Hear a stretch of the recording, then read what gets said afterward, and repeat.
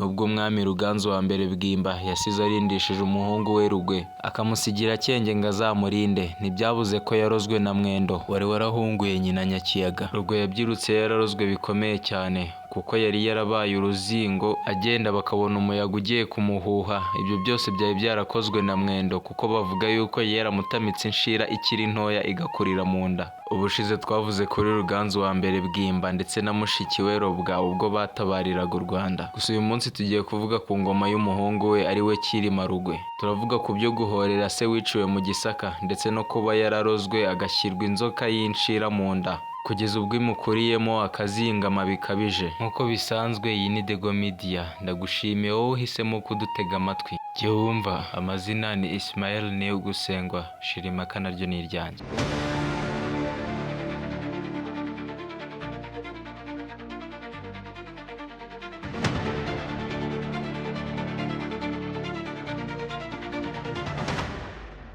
Mu gitabo cyitwa Inganji Karinga cyanditswe na Musenyeri Alexis Kagame hari umutwe ugira uti Ingoma ya Cyilima wa mbere Rugwe ahagana mu mwaka w'1345 kugeza mu 1378. Igice cya mbere cyiswe ubuyoboke bwa Cyenge ndetse n'ubugome bwa Mwendo. Turahera kuri iki gice cya mbere ariko tunakomereza no ku cya kabiri cyitwa ihorera rya Ruganzu wa mbere Bwimba ndetse n'ubukwe bwa Nsoro wa mbere Bihembe. Nimucyo twanzike gutya. Ruganzu wa mbere Bwimba amaze gutabarira ingoma igihugu cye gisigara cyimye Cyenge, akaba ari we uvugirwa n'ingoma ku mugaragaro. Ariko rero uko zimuvugiye rubanda bakibwira ngo niwe zivugira, ariko abiru bakaba bazi uwo zivugira wa nyawe. Ndetse na Cyenge na bagenzi be bari bazi yuko ari iza Rugwe umuhungu wa Ruganzu. Ariko rero kandi bakanabihisha cyane kugira ngo abagome batazahotora Rugwe.